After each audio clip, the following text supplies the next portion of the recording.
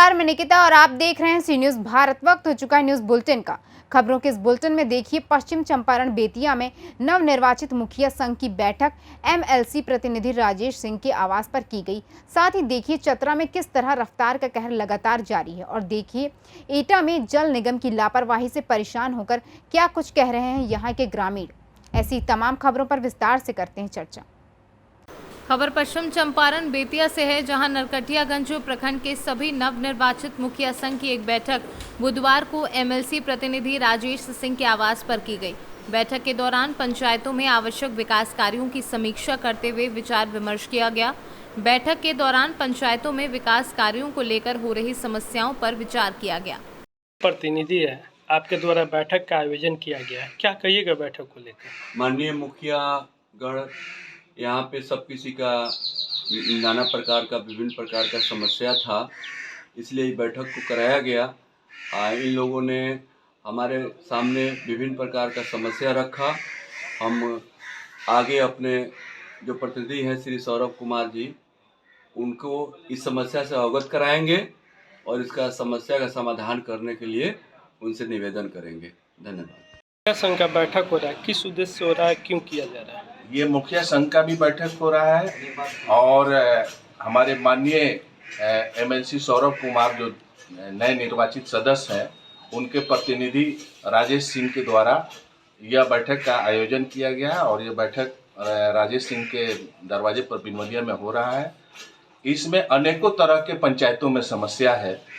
पंचायत प्रतिनिधि जो पुराने हैं और जो नए जीत के आए हैं, इनमें हम लोग का सोच है कि सरकार के सोच को पंचायतों में धरातल पर उतारना, और उसमें हम लोग किसी भी तरह की अपनी ईमानदारी और हम लोग साफ सुथरा छवि बना के हम लोग चाह रहे हैं कि पंचायतों में इसको धरातल पर उतारा जाए। लेकिन एक चिट्ठी आ जाता है कि पीसीसी नहीं करना है, एक चिट्ठी आ जाता है कि रेड ईंट नहीं लगाना है।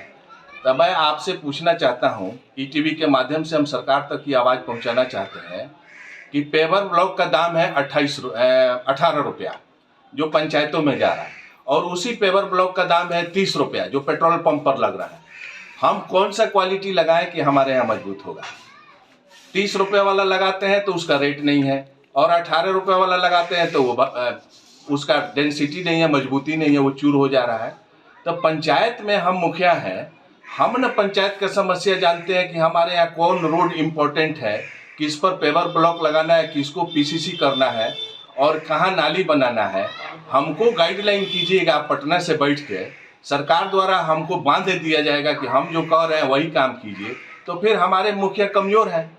हम तो ग्राम सभा से जो स्कीम पारित हो गया, और हमारा चैलेंज है कि जो सरकार के सोच को धरातल पर मुखिया उतार देगा, उसको कोई जनप्रतिनिधि नहीं उतार सकता है। इसलिए हम सरकार से डिमांड करते हैं कि बाढ़ प्रभावित जो क्षेत्र है, जो अंकुश लगाया गया कि पीसीसी नहीं करें, वहाँ पीसीसी की मंजूरी मिले, और जो सामान मटेरियल का, ईंट का, बालू का, सीमेंट का जो महंगाई है, तो जहाँ जीएसटी वाले जो हैं, जिनका जीएसटी नंबर है, हम वहाँ तो उनको जीएसटी सरकार को दे ही रहे हैं, और फिर लोकल बालू हमको जहाँ लगाना है वो परमिशन नहीं है, अगर हम कहीं से निकाल ले रहे हैं तो उस पर कार्रवाई हो जा रही है। ये सारे समस्याओं को सरकार को सपोर्ट करना चाहिए कि पंचायतों में पंचायत अध्यक्ष अगर मुखिया है तो उसका निर्णय सर्वोपरि हमको मानना है। वो भी हमारा निर्णय नहीं है, जो ग्राम सभा आम सभा से पारित कर रहे हैं, जो कार्यकारिणी से हम पारित कर दिए, वो हमारे स्कीम में दाग लगाने की किसी को जरूरत नहीं है। हमारे काम को, हमारे वर्क को धरातल पर देख लिया जाए, अगर उससे संतुष्ट है तो सभी माननीय मुखिया को ये छूट दी जाए कि आप ग्राम सभा से जो कर रहे हैं उस पर हम। बेतिया से सी न्यूज संवाददाता विनोद कुमार की रिपोर्ट। खबर पश्चिम चंपारण बेतिया से है, जहां पुलिस अधीक्षक उपेंद्र नाथ वर्मा के मैनाटांड थाना क्षेत्र में आने की खबर सुनकर सभी पुलिस पदाधिकारी अलर्ट दिखी, और मैनाटांड थाना में पुलिस अधीक्षक उपेंद्र नाथ वर्मा ने पहुंचकर पुलिस निरीक्षक कार्यालय का निरीक्षण किया, जहां circle officer inspector Rajiv Kumar को कमान दी और कई पंजीकरण की जांच की एवं पेंडिंग मामलों को जल्द से जल्द निपटारा करने का निर्देश दिया, और ये भी बताया कि सीमावर्ती क्षेत्र में लगातार गश्त की जाएगी। साथ ही साथ थाना क्षेत्र में गश्त की गाड़ी घूमती रहेगी और विशेष नजर रखने के निर्देश दिए। मैनाटांड जो इंस्पेक्शन हो रहा है इसका, वो मैनाटांड सर्किल का इंस्पेक्शन किया गया इसमें क्योंकि अभी सर्कल इंस्पेक्टर जो हैं अभी ज्वाइन किए हैं, तो इनको जो सर्किल के बारे में सारे क्षेत्रों के बारे में आंसर देने के लिए बोला गया है और साथ ही साथ जो पेंडिंग पड़े हुए टास्क हैं उनको भी निपटाने के लिए बोला गया है। सभी थानों पे लगातार निगरानी रखने के लिए बोला गया है। रात्रि गश्ती एवं जो केसेस पेंडिंग हैं उसके संबंध में भी इंस्पेक्टर, साथ ही साथ जो सीमावर्ती क्षेत्र हैं उसको विशेष निगरानी बरतने के लिए कहा गया है। तो कुल मिला के अभी चूँकि ये परसों ही ज्वाइन किए हैं तो उसके अकॉर्डिंगली उनको आवश्यक निर्देश दे दिया गया और बाकी जो है ये खुद भी अपने एरिया को एक्सेस करेंगे। बेतिया से सीनू संवाददाता विनोद कुमार की रिपोर्ट।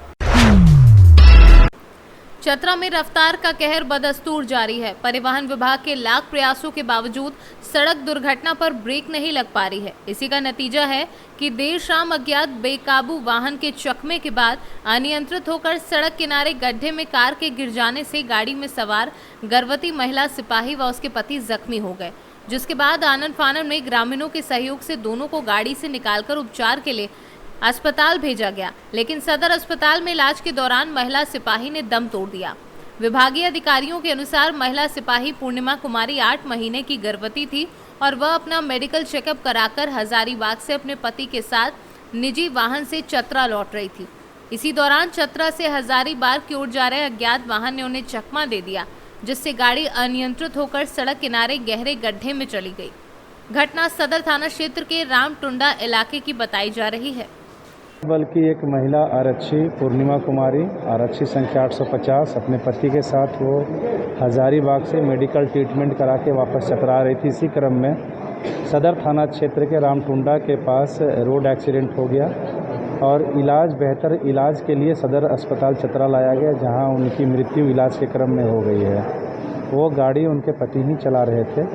अभी हम लोग पोस्टमार्टम के लिए रिक्वेस्ट किए हैं फिर और अग्रतर कार्रवाई की जा रही है। ये जमशेदपुर के रहने वाले थे।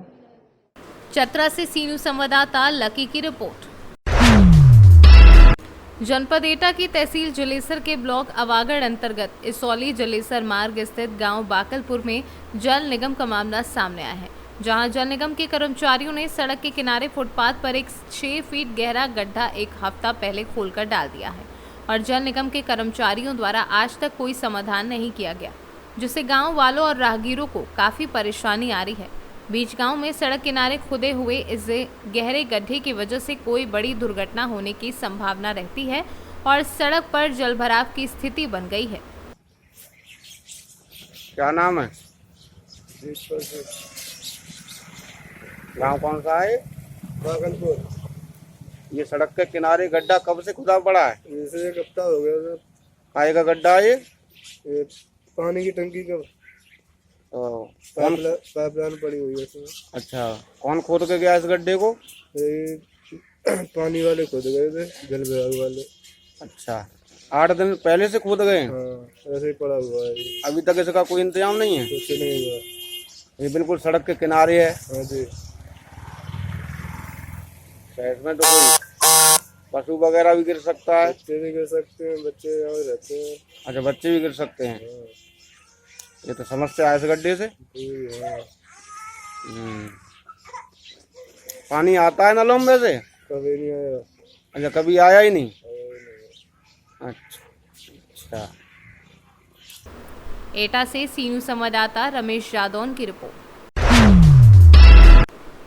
आज कान्हा जी के भक्तों ने कृष्ण जन्मोत्सव के बाद छठी की बढ़ाई धूमधाम व हर्षोल्लास के साथ मनाई। इसमें नगर शिकोहाबाद के कृष्ण भक्तों ने बढ़ चढ़ कर हिस्सा लिया।